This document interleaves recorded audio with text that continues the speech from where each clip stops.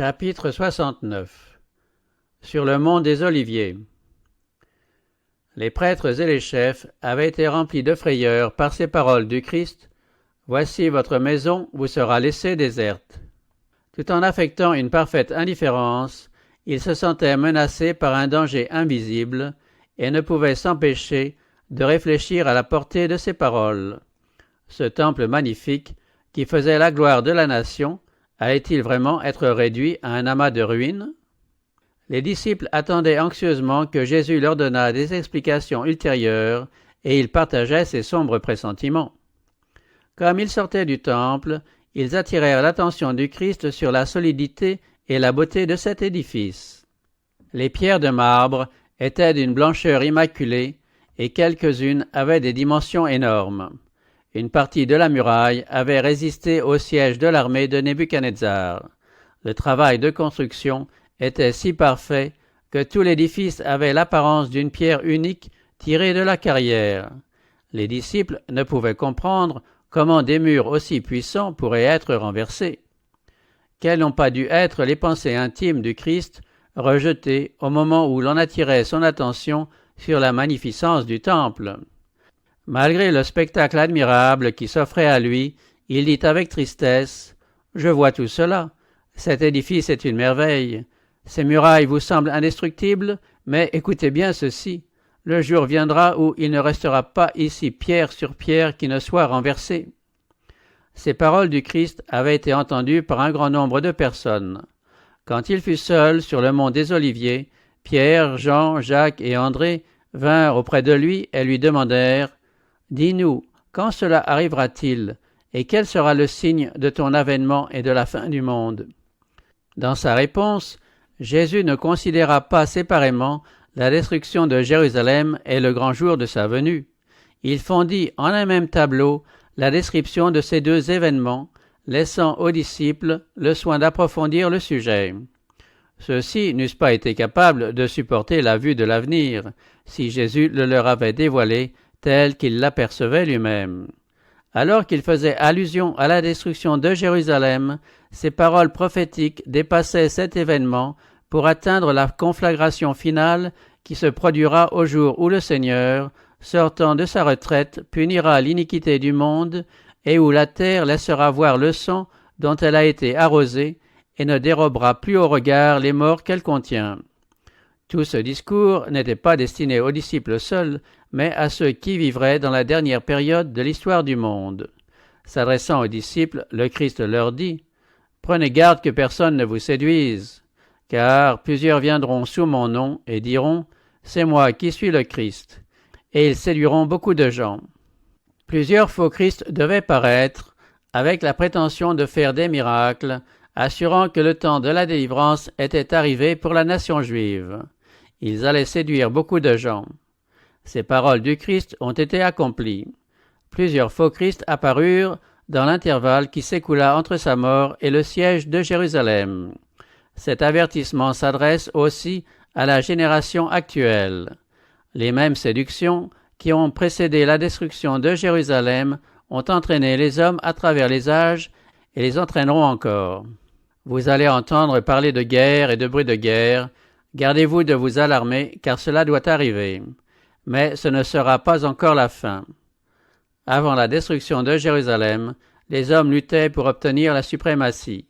Des empereurs étaient assassinés, on massacrait les héritiers du trône, il y avait des guerres et des bruits de guerre. Il faut que ces choses arrivent, dit le Christ, mais ce ne sera pas encore la fin de la nation juive comme telle. Une nation s'élèvera contre une nation et un royaume contre un royaume, et il y aura par place des famines et des tremblements de terre. Tout cela ne sera que le commencement des douleurs. Le Christ disait, « Quand les rabbins verront ces signes, ils diront que ce sont les jugements de Dieu sur les nations coupables de retenir dans l'esclavage son peuple élu. Ils diront que ces signes annoncent la venue du Messie. Ne vous laissez pas séduire. Ces choses sont au contraire le commencement de ces jugements. Les gens n'ont regardé qu'à eux-mêmes. Ils n'ont pas voulu se repentir pour que je les guérisse. Ce qu'ils prennent pour des signes de délivrance prochaine, ce sont les signes précurseurs de leur destruction. Alors on vous livrera au tourment, et l'on vous fera mourir, et vous serez haïs de toutes les nations à cause de mon nom. Et ce sera pour beaucoup une occasion de chute, ils se trahiront, se haïront les uns les autres. Les chrétiens ont eu à endurer toutes ces souffrances. Des parents ont trahi leurs enfants, des enfants leurs parents. Des amis ont livré leurs amis au Sanhédrin. Étienne, Jacques et beaucoup d'autres chrétiens ont été victimes de la persécution. Au moyen de ses serviteurs, Dieu a donné au peuple juif une dernière occasion de se repentir. Il s'est manifesté, par l'intermédiaire de ses témoins, au moment de leur arrestation, de leur procès et de leur emprisonnement. Cependant, les juges les ont condamnés à mort. En faisant mourir ces hommes, dont le monde n'était pas digne, les Juifs ont crucifié à nouveau le Fils de Dieu. Ceci se renouvellera. Les autorités édicteront des lois contraires à la liberté religieuse, s'arrogeant un droit qui n'appartient qu'à Dieu, s'imaginant pouvoir contraindre les consciences dont Dieu seul est le maître. On voit déjà maintenant le commencement de ces choses. Cette œuvre se poursuivra jusqu'à ce qu'elle ait atteint la limite qui ne peut être dépassée. Dieu interviendra en faveur de son peuple fidèle, obéissant à ses commandements. Chaque fois que sévit la persécution, ceux qui en sont les témoins prennent position, soit pour le Christ, soit contre lui. Faire preuve de sympathie à l'égard de ceux qui sont condamnés injustement, c'est montrer de l'attachement pour le Christ. D'autres sont scandalisés parce que les principes de la vérité viennent contrarier leurs habitudes. Plusieurs chancellent et tombent, renonçant à la foi qu'ils défendaient autrefois. Il en est qui, devenus apostats à l'heure de l'épreuve, pour se mettre en sûreté, porteront de faux témoignages et trahiront leurs frères. Le Christ nous a mis en garde, afin que nous ne soyons pas surpris par l'absence de pitié et de sentiments naturels chez ceux qui rejettent la lumière. Le Christ donna à ses disciples un signe destiné à annoncer la ruine de Jérusalem, et leur dit comment ils pourraient y échapper. Lorsque vous verrez Jérusalem investie par des armées, sachez alors que sa dévastation est proche. Alors que ceux qui seront en Judée fuient dans les montagnes, que ceux qui seront au milieu de Jérusalem s'en retirent, et que ceux qui seront dans les campagnes n'entrent pas dans la ville. Car ce seront des jours de vengeance pour l'accomplissement de tout ce qui est écrit. Cet avertissement fut donné 40 ans avant la destruction de Jérusalem. Le moment venu, les chrétiens y prirent garde, et pas un d'entre eux ne périt dans la chute de la ville. Priez pour que votre fuite n'arrive pas en hiver, ni un jour de sabbat, dit le Christ. Celui qui a établi le sabbat ne l'a pas aboli en le clouant à la croix. Sa mort n'a pas eu pour effet de l'abroger. Il devait conserver son caractère sacré 40 ans après la crucifixion. Pendant 40 ans, les disciples devaient prier pour que leur fuite n'eut pas lieu en un jour de sabbat. De la destruction de Jérusalem, le Christ passa rapidement à un événement plus important qui constitue le dernier anneau de la chaîne de l'histoire humaine, la venue du Fils de Dieu avec majesté et avec gloire. Entre ces deux événements, le regard du Christ apercevait de longs siècles de ténèbres, marqués pour son Église par le sang, les larmes et l'agonie. Les disciples n'étaient pas préparés à supporter cette vue, aussi Jésus se borna-t-il à une courte mention. Car alors la détresse sera si grande qu'il n'y en a pas eu de pareille depuis le commencement du monde jusqu'à présent, et qu'il n'y en aura jamais plus. Et, si ces jours n'étaient abrégés, personne ne serait sauvé. Mais, à cause des élus, ces jours seront abrégés. Des persécutions, comme le monde n'en avait encore point vu, devaient atteindre les disciples du Christ pendant plus d'1 millier d'années. Des millions et des millions de fidèles témoins allaient être mis à mort. Et, si Dieu n'avait pas étendu la main pour protéger son peuple, tous auraient péri. Mais, à cause des élus, ces jours seront abrégés. Maintenant, le Seigneur parle de sa seconde venue dans un langage qui ne prête à aucune équivoque, et il les met en garde contre les dangers qui précéderont son avènement. Si quelqu'un vous dit alors « le Christ est ici » ou « il est là », ne le croyez pas, car il s'élèvera de faux Christ et de faux prophètes. Ils opéreront de grands signes et des prodiges, au point de séduire si possible même les élus. Je vous l'ai prédit, si donc on vous dit « Voici, il est dans le désert », n'y allez pas, « Voici, il est dans les chambres », ne le croyez pas. En effet, comme l'éclair part de l'Orient et lui jusqu'à l'Occident, ainsi sera l'avènement du Fils de l'homme. Le Christ avait indiqué ce signe comme devant annoncer la destruction de Jérusalem. Plusieurs faux prophètes s'élèveront et séduiront beaucoup de gens. De faux prophètes s'élevèrent en effet, séduisant beaucoup de gens, les entraînant au désert. Des magiciens et des sorciers, qui s'attribuaient un pouvoir miraculeux, attiraient des foules dans les montagnes. Mais cette prophétie concerne aussi les derniers jours. Le même signe doit annoncer le second avènement. En ce moment même, de faux Christ et de faux prophètes opèrent des signes et des prodiges en vue de séduire les disciples. N'entendons-nous pas dire « Le voici dans le désert » ? Des milliers de personnes ne se sont-elles pas rendues au désert avec l'espoir d'y trouver le Christ ? Et dans les innombrables réunions où les gens prétendent entrer en communion avec des esprits désincarnés, n'entendons-nous pas dire « Voici, il est dans les chambres » ? C'est là ce que prétend le spiritisme. Mais le Christ dit « Ne le croyez pas ». En effet, comme l'éclair part de l'Orient et lui jusqu'à l'Occident, ainsi sera l'avènement du Fils de l'homme. Non content de donner des signes de sa venue, le Sauveur fixe le moment précis où le premier de ces signes doit paraître.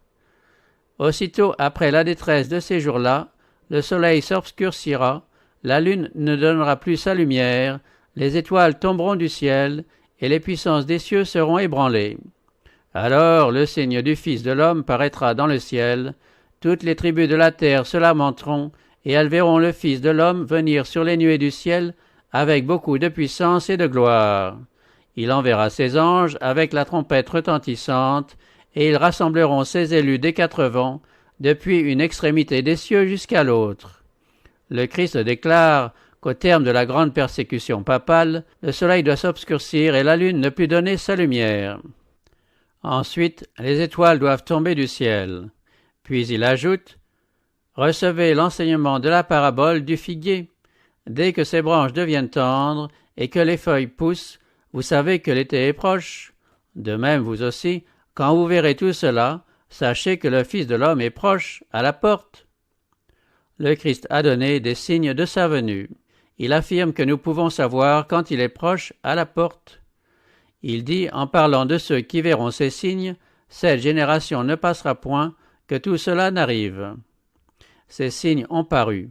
Nous savons de science certaine que la venue du Seigneur est proche. Le ciel et la terre passeront, dit-il, mais mes paroles ne passeront point. Le Christ vient sur les nuées avec une grande gloire, accompagné d'une multitude d'anges resplendissants. Il vient pour ressusciter les morts et pour glorifier les saints qui seront trouvés vivants. Il vient pour honorer ceux qui l'ont aimé et pour prendre avec lui ceux qui ont gardé ses commandements. Il ne les a pas oubliés non plus que sa promesse. La chaîne brisée de la famille est ressoudée. Nous pouvons, en considérant nos morts, penser au matin où retentira la trompette de Dieu, où les morts ressusciteront incorruptibles et nous serons changés. Encore un peu de temps, et nous verrons le roi dans sa beauté. Encore un peu de temps, et il essuiera toute larme de nos yeux. Encore un peu de temps, et il nous fera paraître devant sa gloire, irréprochable dans l'allégresse. C'est pourquoi il ajoute, après avoir indiqué les signes de sa venue, « Quand cela commencera d'arriver, redressez-vous et levez la tête, parce que votre délivrance approche. » Cependant, le Christ n'a pas fait connaître aux disciples le jour et l'heure de sa venue. Il leur dit clairement qu'il ne lui était pas donné de les révéler. S'il avait pu le faire, il n'aurait pas eu besoin de les exhorter à une attente constante. Il en est qui prétendent connaître le jour et l'heure précis de l'apparition de notre Seigneur. Ils dressent le plan de l'avenir avec beaucoup de zèle. Mais Jésus les a mis en garde contre cette erreur. Le temps précis de la seconde venue du Fils de l'homme est un mystère divin. Le Christ indique ensuite les conditions qui doivent prévaloir dans le monde au moment de sa venue. Comme au jour de Noé, ainsi en sera-t-il à l'avènement du Fils de l'homme. Car dans les jours qui précédèrent le déluge, les hommes mangeaient et buvaient, se mariaient et mariaient leurs enfants, jusqu'au jour où Noé entra dans l'arche, et ils ne se doutèrent de rien jusqu'à ce que le déluge vienne et les emporte tous. Il en sera de même à l'avènement du Fils de l'homme. On voit que le Christ ne promet pas un millénium temporel, 1000 ans pendant lesquels on pourra se préparer en vue de l'éternité. Il nous dit qu'il en sera du temps où reviendra le Fils de l'homme comme des jours de Noé. Qu'en était-il au jour de Noé? L'Éternel vit que la méchanceté de l'homme était grande sur la terre et que toutes les pensées de son cœur étaient chaque jour dirigées vers le mal. Les antédiluviens s'étaient détournés de Jéhovah, refusant de se conformer à sa sainte volonté. Ils avaient voulu suivre les idées perverties de leur propre imagination profane. Cette méchanceté amena leur destruction. Aujourd'hui, le monde suit la même voie. Rien n'annonce un millénium de gloire. Les transgresseurs de la loi de Dieu remplissent la terre de leurs mauvaises actions. Courses de chevaux, paris, jeux de hasard, dissipation, volupté, passion indomptable auront bientôt rempli le monde de violence. Le Christ avait dit, en annonçant la destruction de Jérusalem, « En raison des progrès de l'iniquité, l'amour du plus grand nombre se refroidira. Mais celui qui persévérera jusqu'à la fin sera sauvé. » Cet évangile du royaume sera prêché dans le monde entier pour servir de témoignage à toutes les nations. Alors viendra la fin. Cette prophétie aura un second accomplissement. L'iniquité abondante de ce jour-là a son pendant en notre génération. Il en est de même de la prédiction relative à la proclamation de l'Évangile. Dès avant la chute de Jérusalem, Paul, poussé par le Saint-Esprit, pouvait déjà écrire que l'Évangile avait été prêché à toute créature sous le ciel. De même aujourd'hui, avant la venue du Fils de l'homme, l'Évangile éternel doit être annoncé à toute nation, tribu, langue et peuple. Dieu a fixé un jour où il va juger le monde selon la justice. Le Christ nous fait savoir quand ce jour viendra. Il ne dit pas que tout le monde se convertira, mais que cet évangile du royaume sera prêché dans le monde entier pour servir de témoignage à toutes les nations. Alors viendra la fin. En annonçant l'évangile au monde, il nous est donné de hâter le retour de notre Seigneur. Nous ne devons pas seulement attendre le jour de Dieu, mais nous devons le hâter. Si l'Église du Christ avait fidèlement accompli la tâche assignée par le Seigneur, le monde entier serait déjà averti, et le Seigneur Jésus revenu avec puissance et grande gloire. Après avoir indiqué les signes de sa venue, le Christ dit « Quand vous verrez ces choses arriver, sachez que le Fils de l'homme est proche à la porte. Veillez donc en tout temps et priez. » Dieu a toujours averti les hommes quand des jugements allaient survenir. Ceux qui ont reçu le message donné pour leur temps et qui ont agi d'après leurs convictions, obéissant à ses commandements, ont pu échapper aux jugements qui ont fondu sur les rebelles et sur les incrédules. L'ordre fut donné à Noé, « Entre dans l'arche, toi et toute ta famille, car j'ai vu que tu es juste devant moi au milieu de cette génération. » Noé obéit et fut sauvé. Ce message parvint à Lot, « Levez-vous et sortez d'ici, car l'Éternel va détruire la ville. » Lot se plaça sous la garde des messagers célestes et fut sauvé. C'est ainsi également que la destruction de Jérusalem fut annoncée aux disciples du Christ. Ceux qui veillèrent pour reconnaître le signe de la ruine imminente purent s'enfuir de la ville et échapper à la catastrophe. Aujourd'hui, la seconde venue du Christ et la destruction dont le monde est menacé nous sont annoncés de la même manière. Ceux qui y prennent garde seront sauvés. Étant donné que nous ne pouvons connaître le moment précis de sa venue, l'ordre nous est donné de veiller. Heureux ces serviteurs que le Maître, à son arrivée, trouvera veillants. Ceux qui attendent avec vigilance la venue du Seigneur ne restent pas oisifs. L'attente de la venue du Christ leur inspire la crainte du Seigneur, la crainte des jugements qui frapperont la transgression et leur fait comprendre quel grand péché il y a à rejeter les offres de la grâce. Ceux qui attendent le Seigneur avec vigilance purifient leurs âmes en obéissant à la vérité et joignent à cette attente une activité intense. Ils savent que le Seigneur est à la porte. Aussi désirent-ils vivement collaborer avec les intelligences divines en vue du salut des âmes. Tels sont les économes fidèles et prudents qui donnent aux domestiques du Seigneur leur ration de blé au moment convenable. Ils annoncent la vérité qui s'applique particulièrement à notre temps. Tout comme Enoch, Noé, Abraham, Moïse, qui ont donné la vérité pour leur temps respectif, les serviteurs du Christ donnent actuellement l'avertissement particulier dont leur génération a besoin. Mais le Christ nous présente une autre classe de personnes.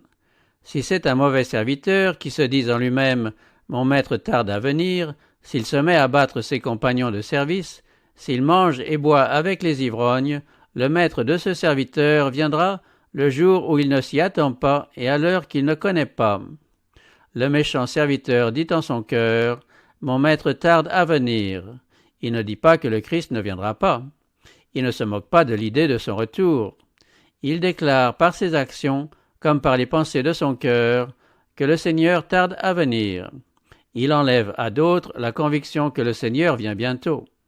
Son influence tend à rendre les hommes présomptueux et négligents, à les confirmer dans leur mondanité et leur torpeur. Des passions terrestres, des pensées corrompues s'emparent de l'esprit. Le mauvais serviteur mange et boit avec les ivrognes et recherche les plaisirs du monde. Il frappe ses compagnons de travail, il accuse et condamne ceux qui sont fidèles à leur maître. Ceux qui se ressemblent s'unissent pour transgresser la loi divine. Il y a là une association redoutable, le mauvais serviteur sera pris au piège du monde. Le maître de ce serviteur viendra le jour où il ne s'y attend pas et à l'heure qu'il ne connaît pas. Il le mettra en pièces et lui fera partager le sort des hypocrites. Si tu ne veilles pas, je viendrai comme un voleur, et tu ne sauras point à quelle heure je viendrai te surprendre. Les faux docteurs seront surpris par l'avènement du Christ. Ils disent « paix et sûreté ». Comme les prêtres et les docteurs le faisaient avant la chute de Jérusalem, ils promettent à l'Église des jours de prospérité et de gloire terrestre. C'est ainsi qu'ils interprètent les signes des temps. Mais que dit l'inspiration? Soudainement, la ruine fondra sur eux. Le jour de Dieu viendra comme un filet sur tous ceux qui habitent la surface de la terre, sur tous ceux qui considèrent ce monde comme leur demeure permanente. Il viendra sur eux comme un voleur qui rôde dans la nuit. Le monde, plein de débauches et de plaisirs impies, est endormi dans une sécurité charnelle. Les hommes renvoient bien loin la venue du Seigneur. Ils se rient de ses avertissements. On affirme avec insolence que tout demeure comme depuis le commencement de la création. Demain comme aujourd'hui, nous ferons bonne chère. Nous nous livrerons de plus en plus au plaisir. Mais le Christ dit « Voici, je viens comme un voleur ». Au moment même où le monde demande avec mépris « Où est la promesse de son avènement ?» les signes s'accomplissent. Quand le moqueur, qui rejette la vérité, est devenu présomptueux, quand chacun cherche à gagner de l'argent sans scrupule, quand on étudie tout excepté sa Bible, alors le Christ vient comme un voleur. Une grande agitation règne dans le monde. Les signes des temps sont visibles. Les événements qui vont se produire projettent déjà leur ombre sur nous. L'Esprit de Dieu se retire de la terre et des calamités succèdent aux calamités, sur terre et sur mer. Il y a des tempêtes, des tremblements de terre, des incendies, des inondations, des meurtres de tout genre. Qui peut deviner l'avenir? Où est-on en sécurité? Rien n'est sûr de ce qui est humain ou terrestre.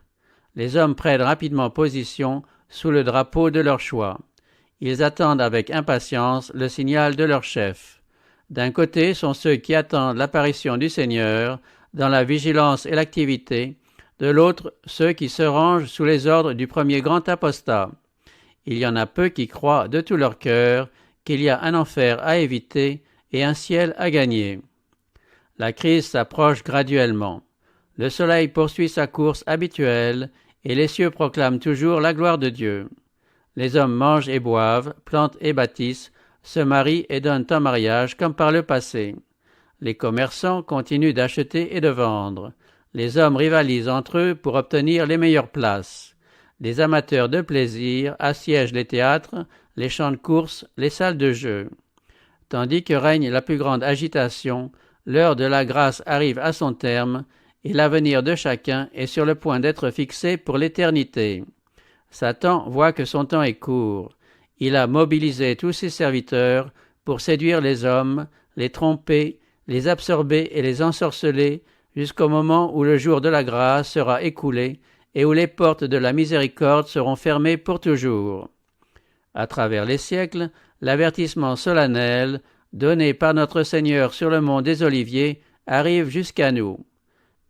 Prenez garde à vous-mêmes, de crainte que vos cœurs ne s'apesantissent par les fumées du vin et de l'ivresse, et par les soucis de la vie, et que ce jour ne fonde sur vous à l'improviste comme un filet. Veillez donc et priez en tout temps, afin que vous ayez la force d'échapper à tout ce qui doit arriver, et de paraître debout devant le Fils de l'homme.